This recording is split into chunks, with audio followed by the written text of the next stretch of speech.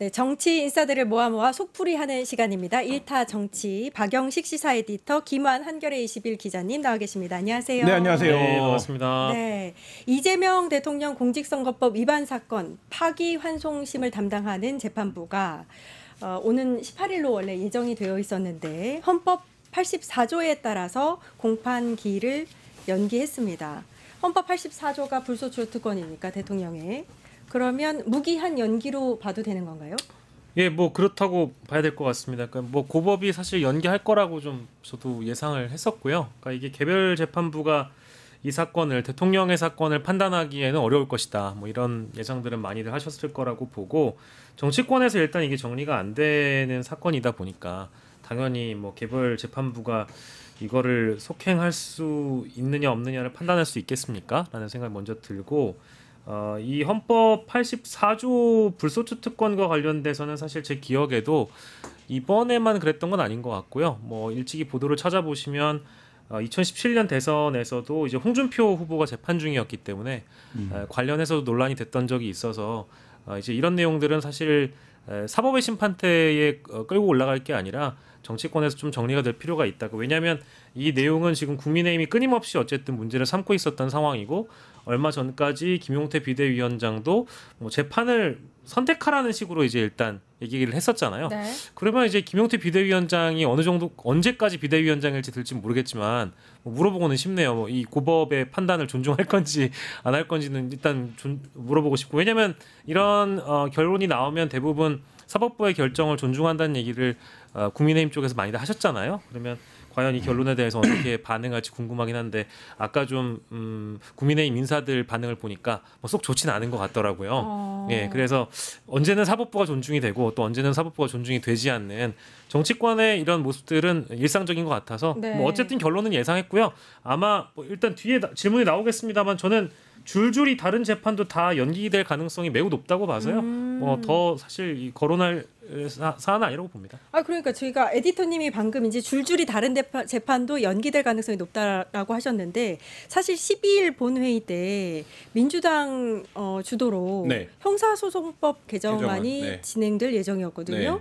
그러면 사실 서울고등법원의 이런 결정에 이어서 형사소송법을 굳이 개정할 이유가 있느냐 이런 얘기까지 나오고 있어요. 어떻게 보세요? 뭐 그 부분이 좀 과잉입법이다 이런 이제 비판들도 있기 때문에 일부 뭐 그 부분에 대해서 민주당이 어떤 판단을 할 거냐는 좀 지켜봐야 될 것 같고요. 사실 말씀하신 대로 지금 실효적 의미는 이제 없어지게 됐죠. 왜냐하면 뭐 지금 8개 사건에 5개 재판이 진행 중인데 다른 재판부가 다른 판단을 한다. 이러면 헌법재판소로 가야 되는 사안이 되거든요. 그러면 이제 헌법재판소에서 최종적인 판단을 하게 되는 거고 애당초 이 부분이 박영식 에디터 지적하신 대로 미리 판단을 하지 않고 개별법원의 판단에 맡기겠다라는 게 약간 그냥 일반적으로 이제 법을 바라보는 국민들 입장에서 뭔가 꼼수를 쓰는 것 같은 이제 결정이거든요.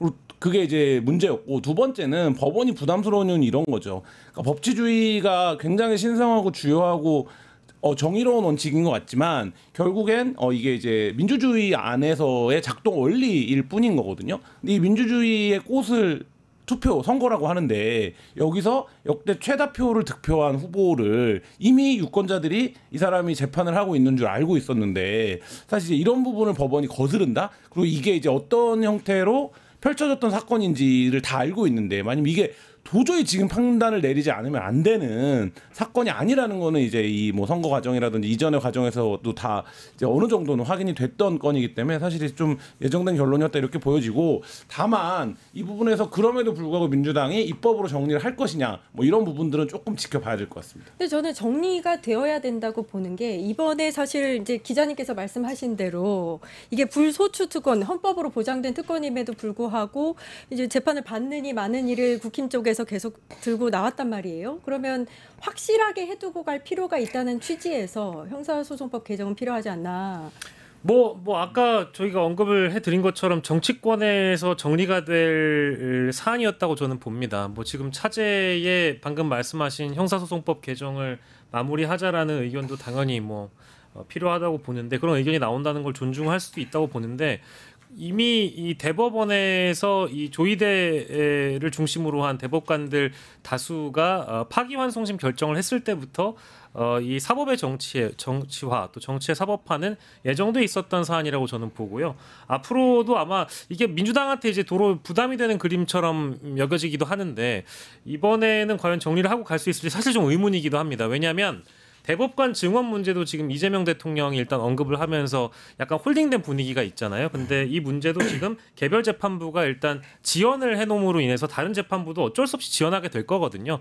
그러면 미래를 생각해서 민주당이 주도하에 형소법 개정을 할 것이냐에 대한 문제는 좀 정무적인 판단을 해볼 필요가 있겠다는 생각은 들고요. 다만 하겠다라고 한다면 그거 역시도 저는 뭐 정치인들이 하는 거니까 국민들이 판단할 거라고 봐서 뭐 일단은 민주당의 결정을 또 한번 지켜봐야 되는 상황이 됐습니다. 그러니까 이 시점에서 오늘 서울고법이 이 판단, 연기 판단을 내린 게 그것도 헌법 84조라고 명시를 하고 이런 고민들이 나올 거라고 예상을 하고 얘기한 게 아닌가. 그러니까 왜 대법원에서는 그랬냐고 제가 묻는 거죠. 사법이 스스로 너무 가벼워졌다라는 비판을 피하기 되게 어려울 것 같고요. 예를 들면 저도 동의합니다. 정치적인 일정들과 상관없이 법치주의 엄정함이 일정하고 일관되게 적용되는 사회가 훨씬 더 좋은 사회라는 거를 당연히 인정한다는 점을 전제로 그러나 지금 국민들이 사법을 그렇게 보지 않기 시작했다라는 거고 그 부분에서 만약에 대통령이 압도적인 표차로 당선된 대통령을 공직선거법 위반 혐의라든지 예를 들면 이게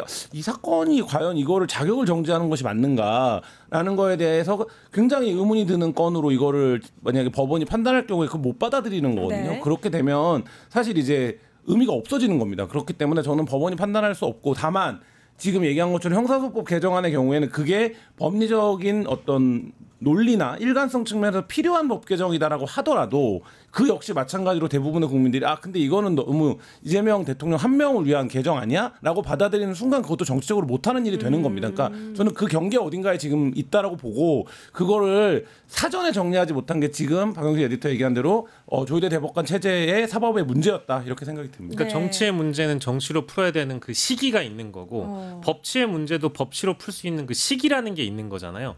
근데 계속 뭔가 이 재판 일정이 꼬이면서 뭐 어찌 됐든 간에 선거 기간에 국민의 압도적인 지지를 받는 야권의 대선 주자를 파기환송심을 통해서 어쨌든 사법이 정치에 개입한 꼴이 되어버렸잖아요.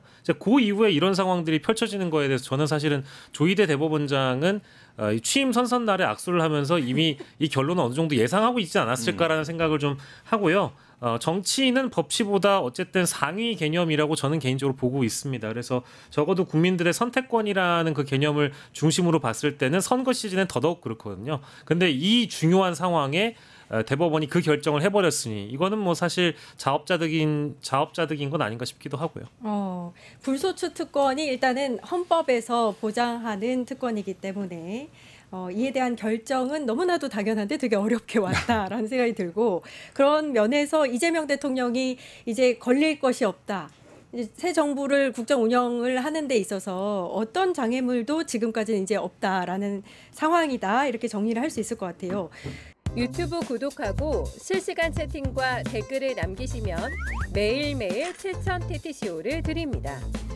참여 방법은 통통물 어플을 다운로드하고 회원가입과 로그인을 해주세요. 마이페이지에서 나의 회원 고유 번호를 복사해주세요. 유튜브 구독 후 실시간 채팅이나 댓글창에 고유 번호를 한 번만 입력하면 준비 끝! 지금 유튜브 채팅과 댓글 쓰기 참여하고 실천 TTCO 받아가세요.